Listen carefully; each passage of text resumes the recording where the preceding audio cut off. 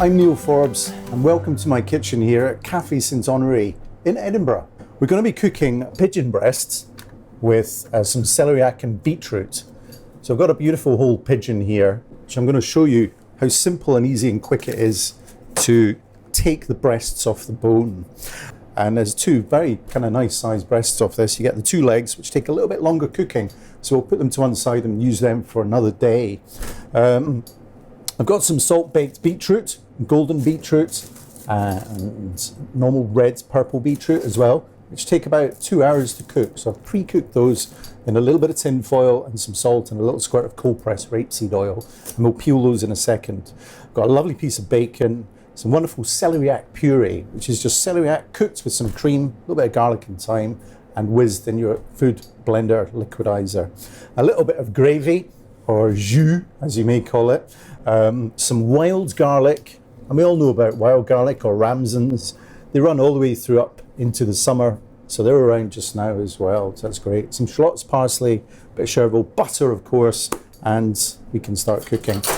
So let me show you this pigeon. We've got two breasts, two legs either side. The carcass should be kept as well for making a lovely stock or a soup. I've just left this overnight in some garlic and thyme.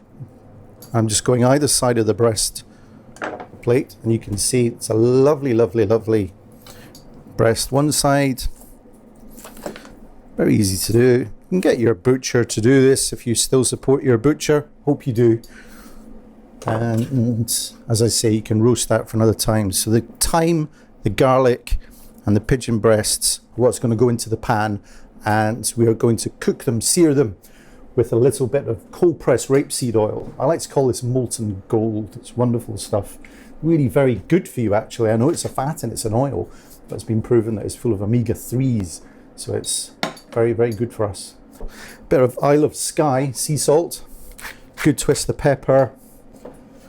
And we're going to put this skin side on still, down in the pan first. Nice and gentle. No flames here. We don't need to do that. We're not on TV, are we? And we're putting the thyme and the garlic that we've been marinating overnight into the pan as well. So we're cooking it with that. Now, pigeon you've got to be really careful with. If you overcook pigeon, you're highly likely to overcook it and make it turn into boiled liver. And we're going to cook it with a little bit of butter as well. And again, when we cook, we're using all our senses, our sight. We can see how hard it's cooking or how fast. Drop temperature, use your thermostat if you need to, but also to just kind of leave it alone, let it do its own thing as well. You don't need to get in there with kind of spoons or anything. You just know, because we can hear, we can see, we can smell what's going on in the pan. So it's really important just to let it do its thing.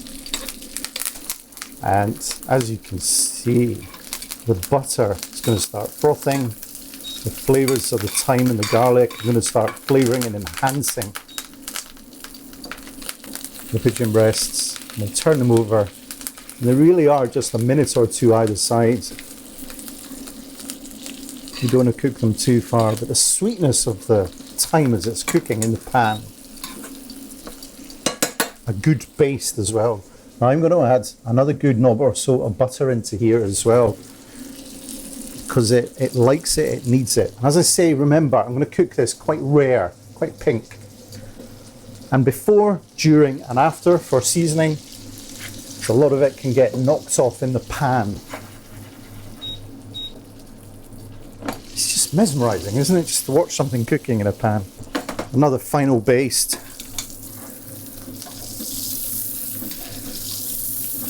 Absolutely glorious.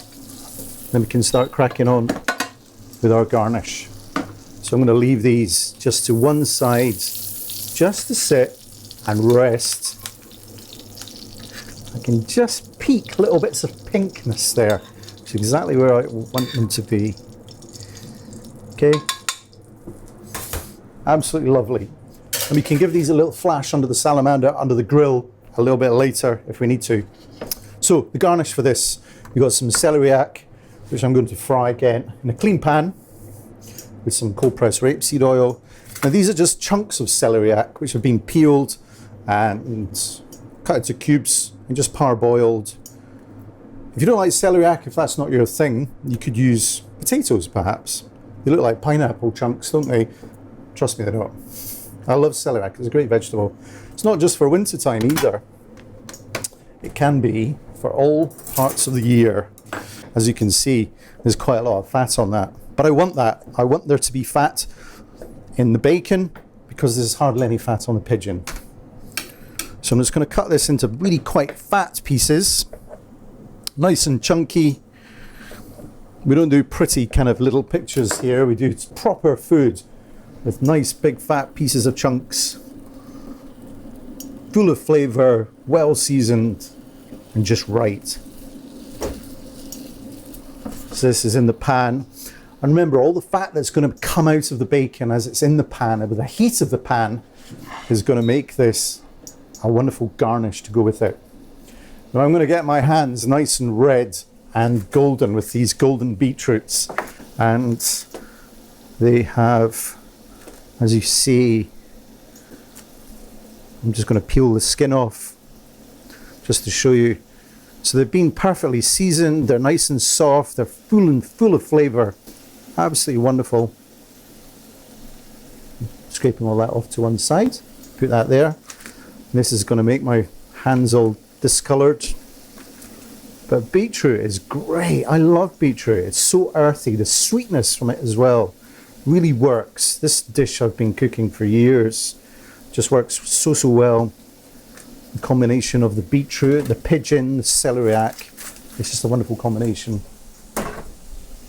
Give my hands a wee wash. All right, let's keep an eye on these. See, I was listening to this as I was over here doing something else. It's really important that.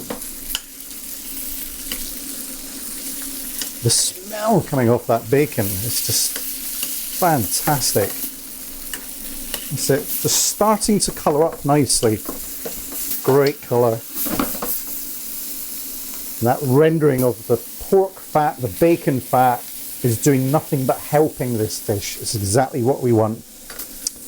So let's look at the beetroot again. We can cut these into chunky pieces and add it now to the pan. Just going to add that, I think. And the little golden coloured. You get candied beetroots and all sorts of colours now. It's wonderful. All kind of heritage varieties. And just keep that for now. I'll look at the thyme I'm going to put back that we had, and a little bit of garlic from the rested pigeon. And we just look at the colours in the pan itself. It's just a piece of art. It's so simple. So I'm going to get my peppermill and some of that wonderful, watch our seasoning because of the bacon. A little bit of the Isle of Skye salt. You can smell it. It's great. It looks good. These are all top tips for when we're cooking. It's all just coming together rather nicely. I'm just bringing back the beetroot. So we don't really want too much colour on it. We're just wanting colour on the bacon, but we've got that. That's good. The pigeon, it's in the bank. It's ready. It's resting. You can give it another flash. Just giving it that test to make sure that it's got a bit of bounce on it. And it has. So we're quite happy. Just going to pop this under the grill just for a second, just to finish the cooking. Not too high temperature. And over here, I've got a pot on the stove. I'm going to heat up some celeriac puree. So look how silky and creamy this is. Just need a spoonful of that. Now this has a wonderful ability to bring this dish together. I'm going to add just a pinch. Now this is like a seasoning of shallots. Finely chopped. I'm going to add some pieces of parsley. This is almost like a vegetable garnish. It's so delicious. Parsley is not just for finely chopping and putting onto something. This is for treating it like a vegetable. It's a wonderful, wonderful thing. Adds another dimension. There we go. Okay, so the celeriac puree, and as you can see, it's so smooth. So it is celeriac cooked with some milk, cream, a little bit of garlic, a little bit of thyme, salt and pepper, and put it in a liquidizer, give it a blitz, but be very careful because if you've got hot liquid using a liquidizer, it can splurt everywhere, so be careful with that. Beautiful. That's good. Very happy with that. Put that to one side.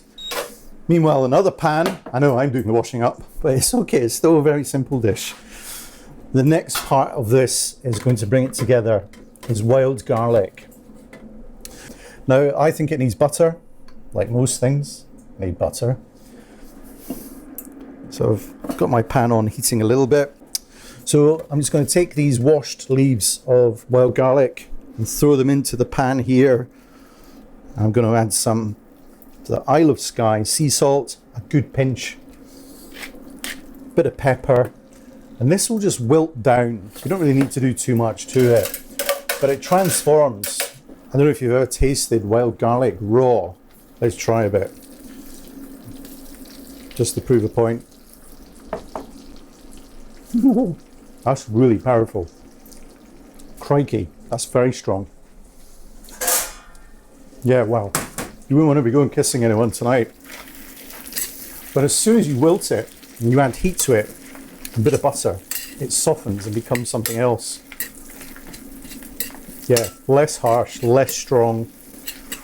By wilting, just kind of takes that heady, rich garlickiness away, and it is just there. And as you can see how quick this is happening, that's enough. We don't want the butter to burn. We don't want the wild garlic to burn. We'll keep that just to one side. And for my last trick, I'm going to heat up some gravy.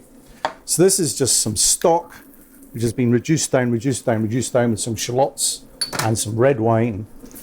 Okay, you can call it jus. We've all seen it on menus in restaurants all over the world. It really is just gravy, trust me. It's a really good stock made with roasted proper bones. And I'm going to flash this pigeon and we can start the plating up of this dish. As you've seen, I've already taken my bits and bobs from under the grill.